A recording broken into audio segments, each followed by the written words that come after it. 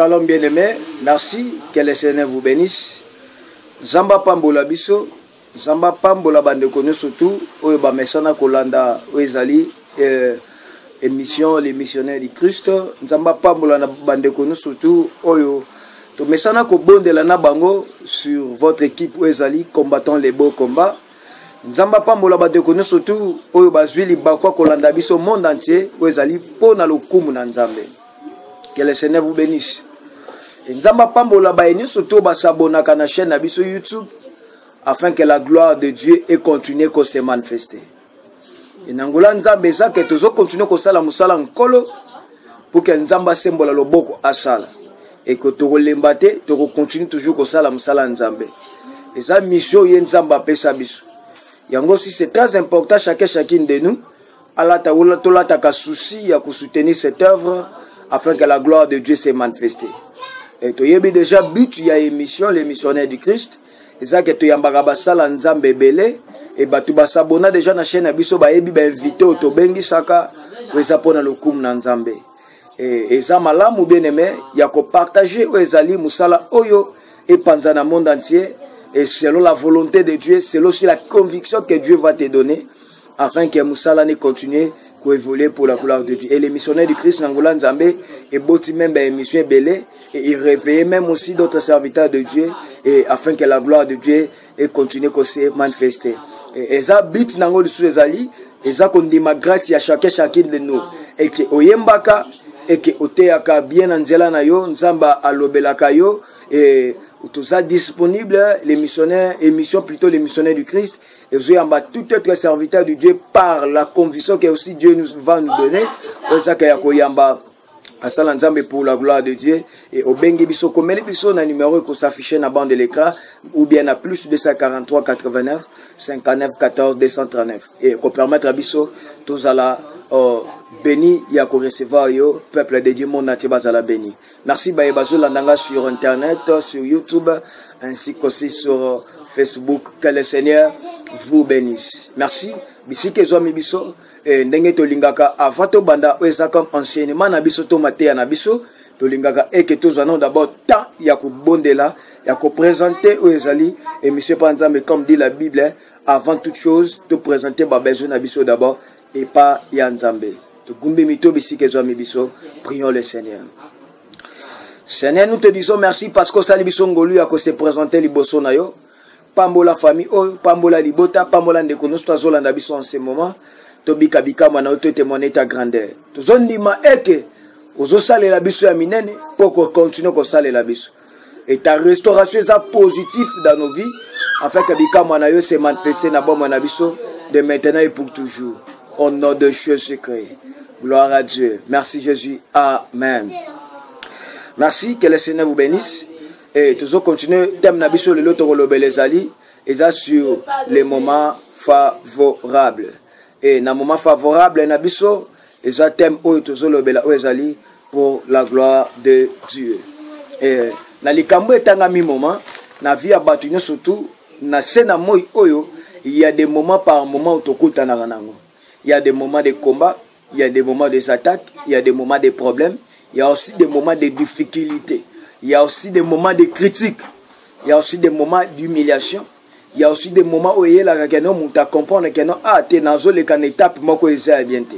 Donc na vie à mutunyo surtout na sena moi oyo et ça na ba moment où to kuta na ranango. Donc ça dit mutalala la moki akutani na problème moko na likambo moko et ça pona lokumu na Nzambe. Donc voilà pourquoi o ça malamu ça que non Nzamba zo continue ko sale la biso, Nzamba zo continue ko mimonisa afin que to bika bika mwanae. Vraiment comme je disais, mutunu sota kutana na ba moment, il y a un moment de combat, il y a un moment de maladie et je disais que non, ezala moko muto vandi pe boyola lo la muki, donc okana ki likambute et likambose nini ekomelio. Okana ki pe le côté, mais on kuta na ngokakeye. Donc sont des moments plus où yeye la kabatu na vie. Comme la kabatu même na ba foyer. Je sais aussi il y a d'autres foyers, d'autres familles, bazala qui na bango bien, mais que comme na moment moko comme que non, il y a un qui bayoka na gâté, yekina lala, yekina ya plutôt excusez-moi bayoka na gâté. Il y a aussi un moment toujours na kata foyer comme je disais, couple bazala qui na bango à l'aise. Mon comment il y a un moment comme que non, mobali na mwasi boka na raté, tout ça sont des réalités, c'est pas ça.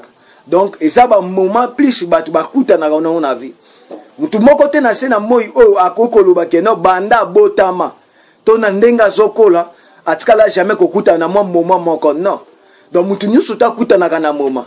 Donc kobotama ya mutu il y a toujours des moments. Donc ça commencement ya moment. Donc lorsque muta botami nde commencement ya moment e bandi. Lorsque zokola ça continuité ya moment. Donc yangwane sala kaike la batnos tout na vie. Vous allez même voir dans l'histoire de Jésus.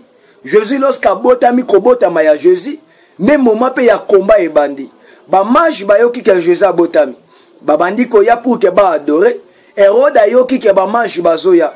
Écoutez ce que dit la Bible. Bible le dit, Hérode a bengi ba mage et a corrompre bango ba kende ko bundisa Jésus ba éliminer Jésus. Et c'est là déjà que non, malgré na bomwana ya Jésus na kibo jeunesse na ye ou soit na naissance na ye, nenga botamaki et à côté na déjà na moment déjà comme bandaki. Et gloire à Dieu, ceux qui ange abimé la qui ba mangité, ceux qui nous ont quitté la qui cette intervention té, mais on a moment de parler tam sous histoire pe à Jésus continuité na welinga salamate. Donc na vie à mutu surtout ba moment ezalak. Mutu tout akuta na toujours na ba moment. Pierre akuta na ba moment, Jean akuta na ba moment, yeku bakata e mutu. Et aussi Paul akuta na ba moment, azalaki aussi persécuté. Etienne akuta na ba moment, ba bomaka écoute. Donc mutu tout na vie, même na ba activité, même na ministère, même na famille, même na santé, na domaine de santé, to kuta na toujours na ba moment. Il fallait moko mona pe non mutazalaki na bonne santé, mais nous te déranger kuta na ba moment. Mais dans le moment où je suis en train de parler, il y a des moments où ils sont simples, il y a aussi des moments où il faut qu'on examine où ils sont bien. Donc dans le moment simple, il y a qu'on comprendre où ils sont en tant qu'être humain, selon la création de Dieu, où ils sont en mais moment ils sont bien, il y a des moments où on t'a déjà examiné que les locaux, et c'est locaux moko simana, locaux moko mo lili batami. Et maintenant toute chose, peu importe le moment naturel, peu importe le moment spirituel, nous sommes toujours dans ma côté à la solution. Pourquoi je dis cela? Parce que lui, il a la capacité, il a traité ma cambo mokilière, ma casse à retraiter, et nulle créature est cachée devant sa face. Donc il y a mon gagnon surtout, il n'y a pas ça la gagnon surtout. Et dans le domaine toujours, il y a un moment, et ça n'a pas étape par étape. Donc tout dans moment, en tant que créature, on s'en bakeli. Akutanaka na ba moment par étape. Donc étape na étape, na akutanaka na moment. Na kati ya ba moment, et ça na moment essaye ça moment ya ba épreuve. De ça moment moko kono, osangaka même à manger. Osangaka même soutien, osangaka même ezali quelque chose ya kolia. Donc batu ba soutenir yote. Il fallait mo batu ba s'occuper ko abandonner yo. On se retrouver que to oza yo moko. On se retrouver que nos zangi même ata 100 francs. Osani même il sungi abat. Mais quand c'est un moment où on est un moment où il kolobate que nzamba tiki yo. Mais un moment où eza que non, nzamba za ko enseigner yo, nzamba za ko former yo, en d'autres termes mais un moment où il y a affermissement. Donc nzamba za ko affermi yo na moment ya ba épreuve. Donc batu bako bundisa yo, batu bako ko finga yo, batu bako ki ko négliger yo. Donc il kolobate que nzamba tiki yo non. Mais à un moment où on a un enseignement, en réalité, je comprends à un moment où on a un moment où on a un que ndenge yo ba sala yo boye, yo ko sala batu boyete. Mais kasi zalande à l'aise, et obika bika mo ya nzambe. To suis Jean chapitre 11, juste à autant kaka premier verset, mais d'ici que Jean mi bisona banda ko continuer tunase. Na Jean chapitre 11, na premier verset, la Bible me dit ceci. Il y avait un homme malade, Lazare de Béthanie, village de Marie et de Marthe, sa sœur. C'était cette Marie connue de parfum, le Seigneur, et qui essuya le pied avec ses cheveux. Et c'était son frère Lazare qui était malade. Bazobete la biso histoire ya Lazare. Lazare azala qui liboso en bonne santé. Azala qui bien nenge batnosu banda ko tambola. Azala qui à l'aise nenge batnosu azala qui à l'aise. Il marchait aussi, il mangeait aussi, il causait aussi avec les gens. Mais Bible le dit que non, à koma qui malade. Dans maladie il y a qui koya. Na vie à batu surtout il y a des choses il y a kane koya. Mais ce qui est très important, Zanini, ça sera mieux que l'eau qu'on ait à malamundeya, non que yamabeya. Et ce qui yamabeya na vie, c'est très important que je l'ai toujours décision d'ambassani à Longolano. Et je te rassure en disant ceci, laisse le Seigneur à examiner na famille na vie. Nous sommes remarqué que c'est un Nzambe te, Yesu à Longolango, obika toujours bikamo ya Nzambe. Nzamba pambola biso. Et cet homme, lorsqu'il est tombé malade, et malade yango plutôt en réalité, il me manquait na liwa. Et pendant qu'il me met na liwa, Jésus qui ensemble na été. Jésus qui musika. Na comprendre bisika wana, j'ai compris que ça langage prophétique. Il y a qu'on rappeler biso ce que dit la Bible, que avec Jésus, toko sala exploit. Mais sans Jésus, toza pamba. Donc c'est là que le langage de Jésus a enseigné ba Juif, a enseigné même Marie. C'est très important que vous allez Jésus ensemble. Pour bikabika mwanzambe. Yango eza malamu na famille, oyebisaka nzambe. Neza malamu na vie, oyebisaka nzambe, vie nanga mobimeza na besoin na yo.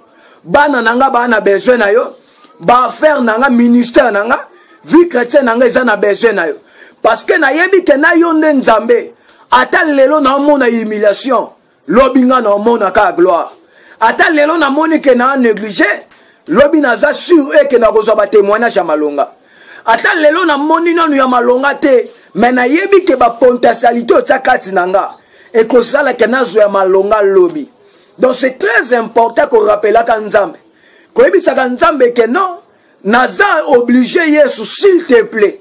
Na imposaka yo te Nzambe mais na suppliaka yo. Et que otambolaka nanga partout parce que za droit nanga po naza mwana na yo.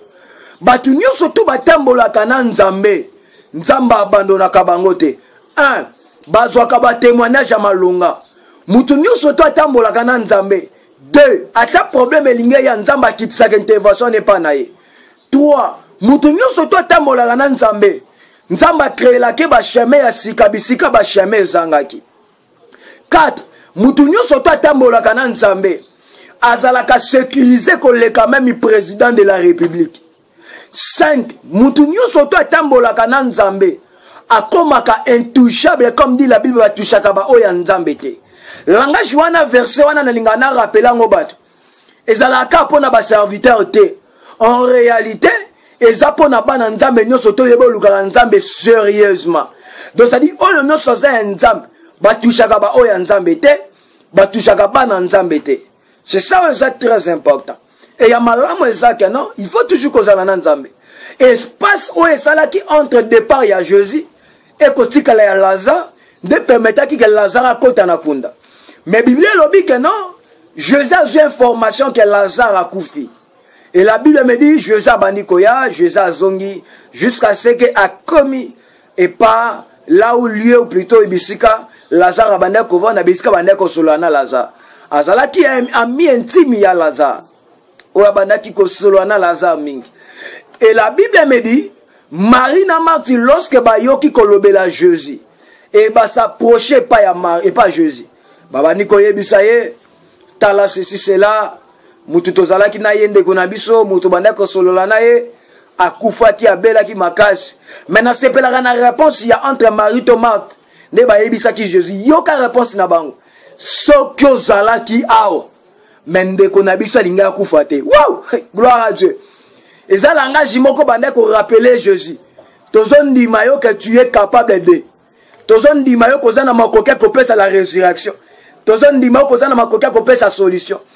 En d'autres termes, bande ko rappeler Jésus que yondo za la résurrection, yondo za la vie, yondo za la restauration. Je la prophétise à qu'un homme de Dieu dans ta vie, dans ta famille, dans ton foyer, na ministère, na bétude na yo.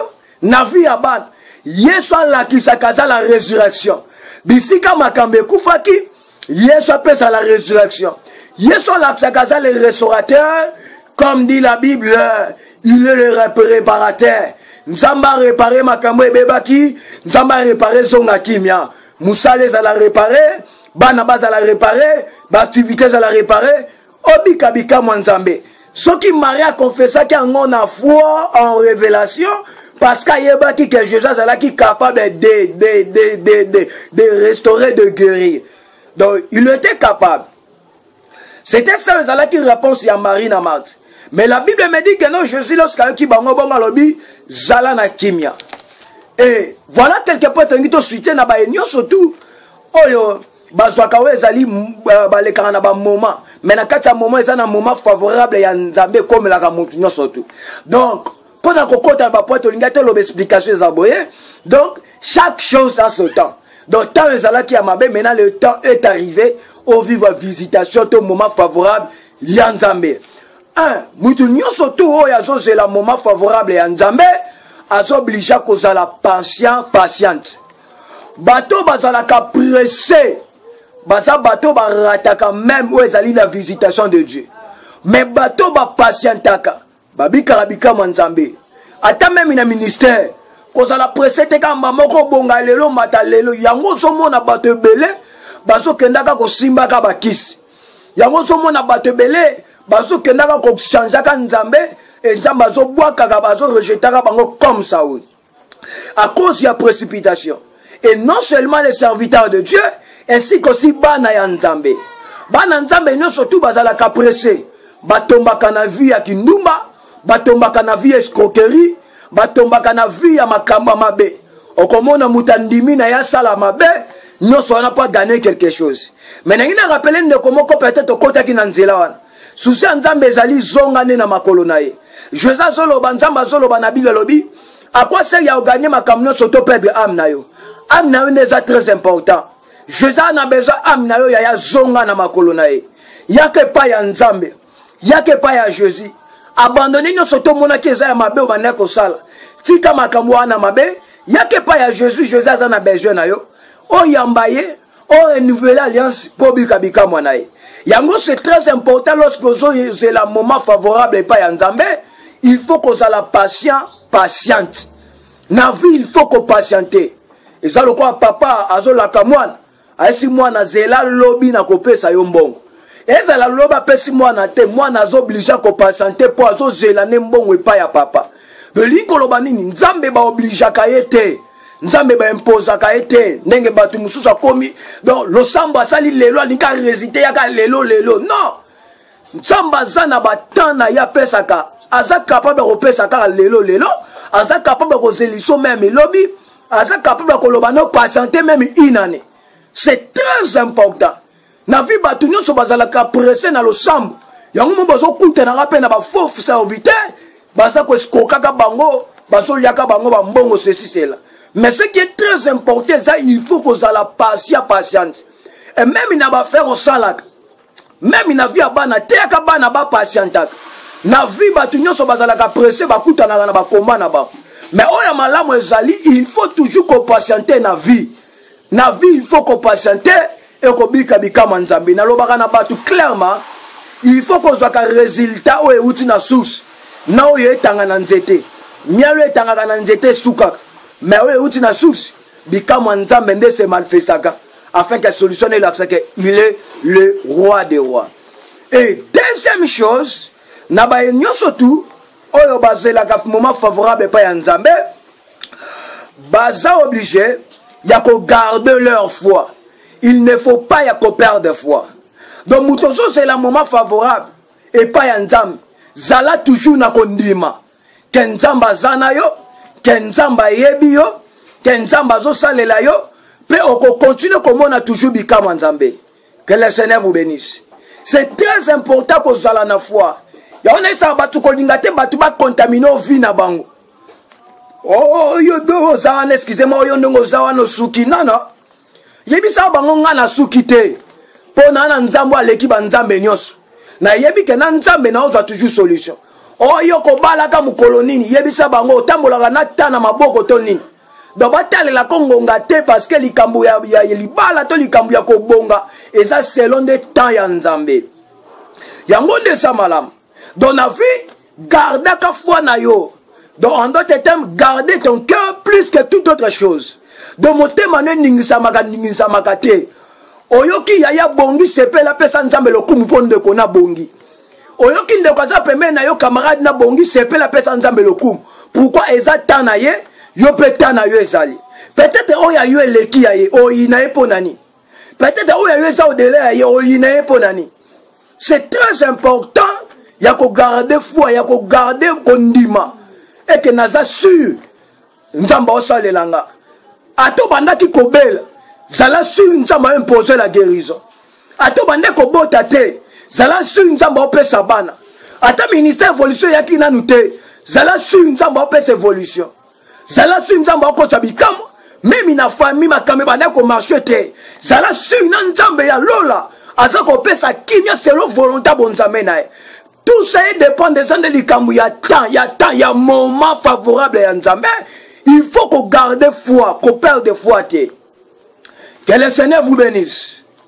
Et d'autres choses, ce qui est très important, il faut qu'on ait confiance dans nzambe. Non qu'on ait confiance dans Batou. Bible lobby, maudit soit l'homme qui se confie, se confie à l'homme, et béni soit l'homme qui se confie à nzambe. Yango na vie, il ne faut pas que tu aies confiance c'est pas à battre. Tout le monde a battu, ça bango ba confiance c'est belé. Ba trahira bango, ba sala bango ceci cela. Yango ya malamu ezali, zala bien à battre. Mais confiance na ma case, eza ka pesa ngo pa ya nzambe. Et confiance ya mukie, pesa ngo pa battu pas de problème. Atomoni battu ba baluke lio, ko yina bango te. Continue ko pesa confiance c'est pas ya nzambe parce que nzamba za na makokia ko changer même leur cœur. Donc ce qui est très important dans mon temps, c'est le moment favorable pas Nzambe, à obliger qu'on ait confiance na ye pas Nzambe, qu'on ait confiance na sagesse noté, qu'on ait confiance na mbongoté, qu'on ait confiance na moissité, qu'on ait confiance na mobilité, qu'on ait confiance na entourage, qu'on ait confiance na famille, qu'on ait confiance na tata, qu'on ait confiance na maman, qu'on ait confiance na serviteur, qu'on ait confiance na entourage, qu'on ait confiance na batouté, mais tu as confiance na Nzambe et tu verras la gloire de Dieu. Et je la prophétise à ta nom de Dieu, yo tu as confiance c'est pas Nzambe. Si quand Nzambe a récompensé yo, et la Bible me dit ceci, ben nous sommes battus laquelle Lucia a mis mon n'était pas na bango. Je la prophétise à ta nom de Dieu, confiance na yo et bon te lo ba résultat, et bon te lo bikamwa, et bon te lo solution, et bon te lo ba témoignage. Partout qu'on sala, ba tu vas comprendre que non, confiance na yo na Nzambe. Et sali kenzamba salelo makamba malonga. Je la prophétise avec un homme de Dieu. Laisse la confiance de Dieu. Et même la solution aux zangaki. Ndenge Paul azalaki sauvé. Yo pose à la sauver. Ndenge mariage qui considération. Yo pose à considération. Obika bika Nzambe. Ne te fatigue pas. Prends toujours courage. Le Seigneur est là. Pour nos salons makamamala. Na moment favorable ya Nzambe. Yesu akosala eke. Obosa na même ba difficulté. Batu nyoso tu bakutana na moment favorable ya Nzambe. Ba bosa na ka ba difficulté akala. Ba mbosa na ka nyoso tu. Que le Seigneur vous bénisse. Et conseil à vous donner Zali. Ce qui est très important. Lorsque mutakute na moment favorable ya Nzambe.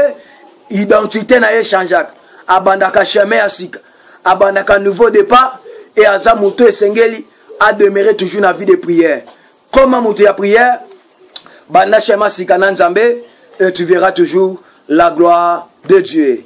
Que le Seigneur vous bénisse. Bete l'ensemble maboko makasi bisike zami biso.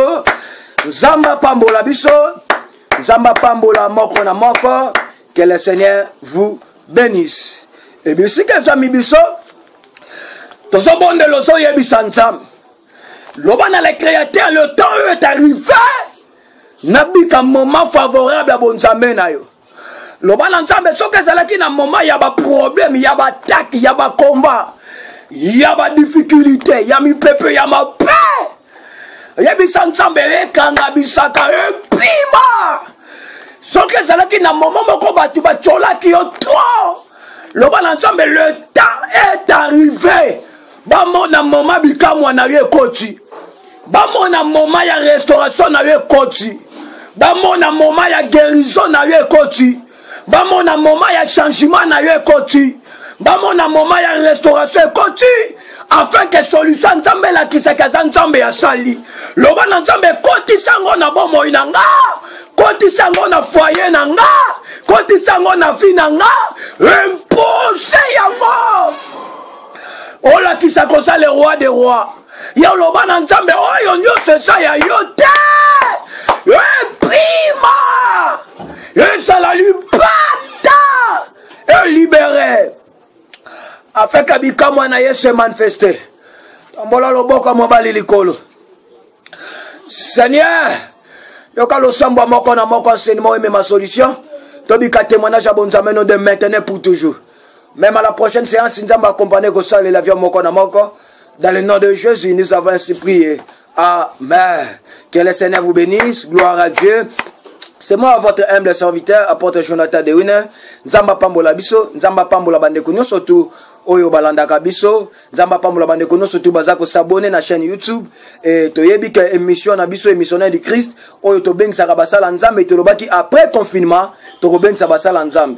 Et ben nyo surtout oyo olataka souci ko soutenir cette œuvre to lobi ke non, soki nzamba touché yo olingi même osomba ba caméra otinde la biso tinda pas de problème parce que tous un objectif ya ko sala ezali audio nino plutôt studio voilà tous a dernier projet na biso ya chaîne excusez-moi na moni même na TV ndeko na biso o ya politique bosolo politique atie même wana azo senga pour que batu ba soutenir ça la chaîne donc c'est bien pour oeza pour na musala nae et c'est aussi mieux à soutenir l'œuvre de Dieu parce que tous aussi na procédé à ça la chaîne et benga biso na numéro plus 243 89 59 14 239 tinde la biso oezali message na WhatsApp na numéro aneza affiché na bande de l'écran et benga biso ngo soutenir l'œuvre de Dieu nzamba kozanga te kopambola via moko na moko merci to kutani même chaîne même heure bye bye.